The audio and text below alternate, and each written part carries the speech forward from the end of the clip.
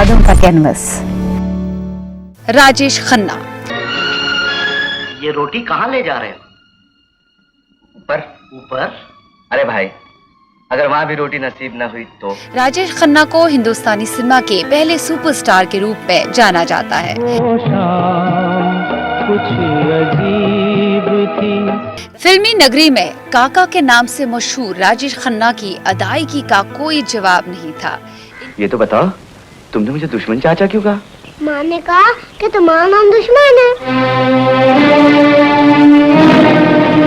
इनकी अदाकारी का जादू सर चढ़ के बोलता था। किरदार में डूब जाते थे राजेश खन्ना। ये मेरे लिए सबसे अमूल्य भेंट है क्योंकि तुमने मुझे दी। माफ कीजिए, तुम क्या गया आपको? राजेश खन्ना की यौम पैदाइश 29 दिसंबर 1942 को अमृतसर पंजाब में हुई। राजेश खन्ना का असली नाम जतिन खन्ना था। उनकी देखभाल लीलावती चुन्नीलाल खन्ना ने की थी। लीलावती खन्ना ने राजेश खन्ना को गोद लिया था। राजेश खन्ना ने सेंट सेबेस्टियन के गोइन हाई स्कूल में अपने दोस्त रवि कपूर यानी जितेंद्र के साथ दाखिला लिया था। खन्ना ने धीरे धीरे थिएटर में दिलचस्पी लेनी शुरू की थी। बहुत सारे थिएटर प्लेस किया करते थे अपने स्कूल और कॉलेज के दिनों में और खूब दादो तहसीन हासिल करते। 1962 में खन्ना ने अंधा युग नाटक में एक घायल मौत का सिपाही का रोल निभाया और उसके लिए उन्हें बेहद सराहा गया। और वहीं पे वहाँ के चीफ गेस्ट ने उनसे ये कहा था, आप एक्टर क्यों नहीं बनते? बस राजेश खन्ना ने इस बात को जहन में घर कर लिया और 1960 की शुरुआती दहाई में थिएटर और फिल्मों में काम करने के लिए जद्दोजहद करनी शुरू की।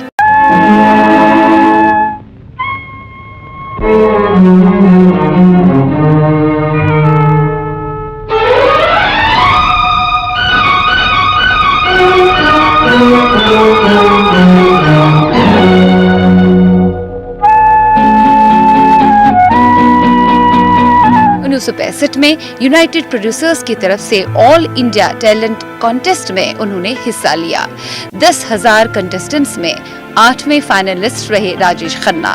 कॉन्टेस्ट जीतने के बाद फिल्म मेकर्स की नजर इन पर पड़ गई और ऐसे में फिल्मी करियर शुरू हुआ। शुरुआत हुई 1967 में चेतन आनंद की फिल्म आखिरी खत से। आ जाओ आप। कितनी अच्छी लग रही हो। कुछ देर और ठहर जाओ ना। और कुछ देर ठहर। 1959 से 1972 तक लगातार 15 सोलो सुपरहिट फिल्में दी। सच्चा झूठा, इत्तेफाक, दो रास्ते, बंधन, डोली, सफर, कटी पतंग, आराधना, आन मिलो सजना, ट्रेन, आनंद, दुश्मन, महबूब की मेहंदी, खामोशी, हाथी मेरे साथी।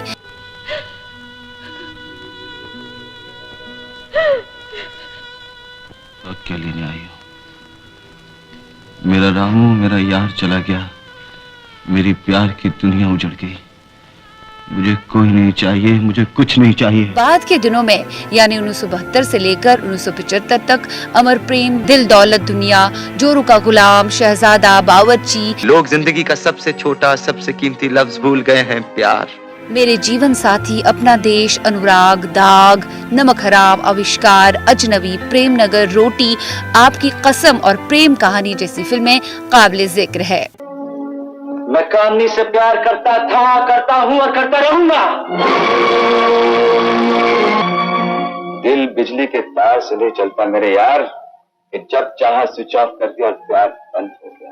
बात करें 1976 से लेकर 1978 की, तो इस दौर में महाचोर, अनुरोध, भोला भाला और करम कामयाब रही। पल पल हो पल पल, समय तू धीरे धीरे चल।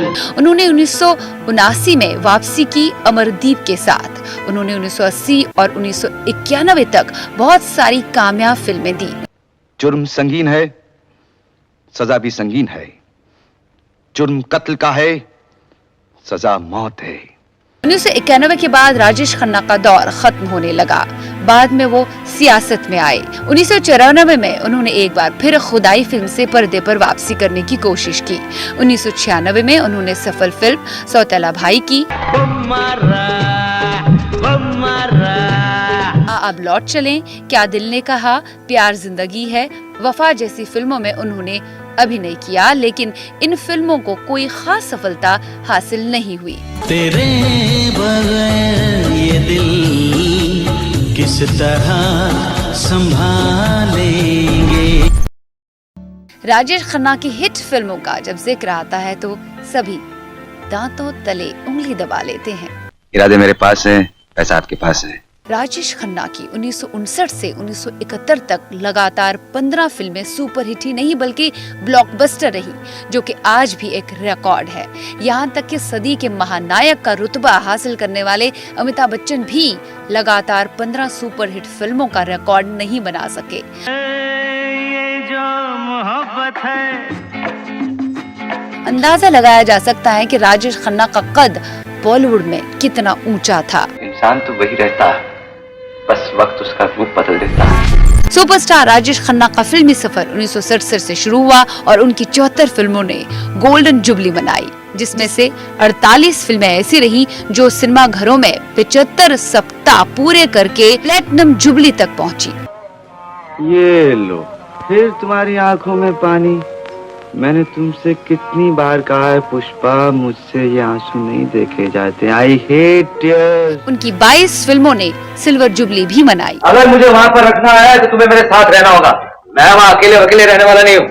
तो बाबा, तो मैं आपसे इतनी छोटी चीज क्यों मांगू? जो मिट रही है, शरीर। शरीर क्यों? मन को आशीर्वाद दीजिए बाबा, जो सदा हंसता रहे और दूसरों को हंसाता रहे।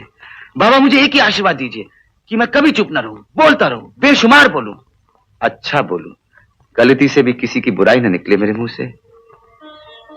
ऐसा होगा ना बाबा?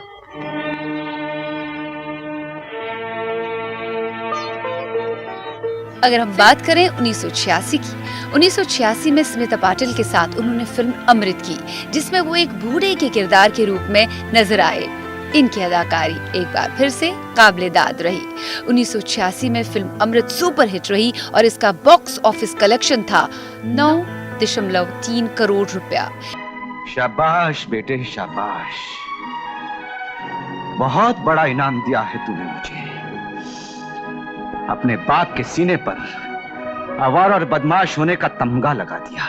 एक बार राजेश खन्ना से बूढ़े के किरदार में सवाल पूछा गया तो उन्होंने बताया कि फिल्म शुरू होने के 1 महीने पहले से मैं खुद को बूढ़ा समझने लगा था। मैं इस रोल में इस कदर डूब गया था कि फिल्म के रिलीज होने के 3 महीने बाद तक खुद को बाहर नहीं निकाल पाया। अगर बात करें एक और फिल्म आनंद की, जिसमें वो कहते हैं आनंद कभी नहीं मरता, राजेश खन्ना कहना चाहते थे कि सुपरहिट ऐसे नहीं बनते, और वाकई वो सही भी थे। आज भी वो अपने बेजोड़ अदायगी की वजह से करोड़ों दिलों की धड़कन बने हुए हैं। उनकी यादगार फिल्म आनंद का वो डायलॉग मुझे भी याद आ रहा है, बाबू मोशाई आनंद कभी नहीं मरता। और सच बात है कि राजेश खन्ना जैसा सुपरस्टार कभी नहीं मरता। वो मीठी सी याद के रूप में हमेशा दिलों में बसे रहेंगे। राजेश खन्ना ने एक ऐसा दौर देखा जब देश भर से मुंबई आने वाले लोगों की खास मांग रहती थी कि उन्हें सुपरस्टार का बंगला देखना है।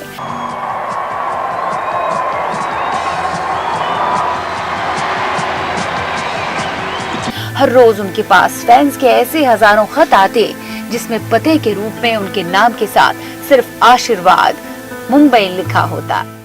अरुण बाबू, मैंने आपके हाथ में दवा लगाकर पट्टी बांध दी है, अब आप। पट्टी आपने गलत हाथ में बांधी। गलत?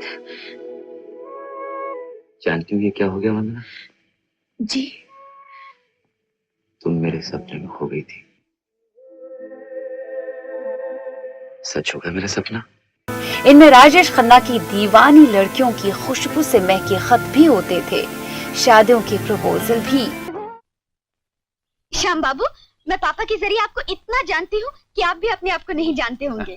अच्छा, कितना? इतना। बाबा आपकी इतनी तारीफ करते हैं कि अगर आप सुनेंगे तो खुशी से फूले नहीं समाएंगे। नहीं भाई नहीं, मैं फूलना नहीं चाहता, क्योंकि पहले ही बहुत और खून से लिखे खत भी हुआ करते थे। खतों की तादाद इतनी ज्यादा थी कि राजेश खन्ना उन खतों को छांटकर उनका जवाब देने के लिए बाकायदा एक शख्स को रखा करते थे, और ये शख्स थे प्रशांत कुमार राय। प्रशांत राजेश खन्ना के ऑफिस सेक्रेटरी थे और तकरीबन 25 साल तक राजेश खन्ना के साथ ही रहे। हर दिन फैन मेल का ढेर लगा रहता था। काका जी जब घर आते तो अपने सेक्रेटरी प्रशांत से पूछते, आज सबसे अच्छे खत कौन से चुने? वो जोर जोर से खत पढ़ते थे और अपने सेक्रेटरी की तरफ देखकर मुस्कुराते थे। फैंस के जज्बात देखकर हैरान हो जाते थे और हंसते हुए पंजाबी में कहते, हुण की करा, इधर से लोग उधर से लोग, खून से लेटर में क्या करूं? एक ही हो गया। हर रोज 2-3 खत खून से लिखे हुए भी होते थे।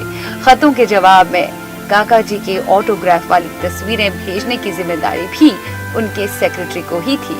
जिस जिस फिल्मों में मैंने काम किया, उस फिल्मों में इस तरह की आइडेंटिफिकेशन थी कि हर कॉलेज की लड़की ये सोचने लगी कि मेरा कोई अगर बॉयफ्रेंड हो तो इस तरह का हो। हर माँ ये समझने लगी कि भाई अगर मेरा बेटा हो तो इस तरह का हो। हर बहन ये समझने लगी कि मेरा भाई हो तो इस तरह का हो। और हर शादीशुदा औरत ये समझने लगी कि ये आइडेंटिफिकेशन उसका होता रहा कि अगर कोई आइडल हस्बैंड है तो इस तरह का होना चाहिए। तो जब ये सब तबके एक साथ मिले, राजेश खन्ना को वो बनाया जो राजेश खन्ना बना। जब कोई आपको पूछता है, मेरे ख्याल में तारीफ और पूछना तो भगवान को भी अच्छा लगता है।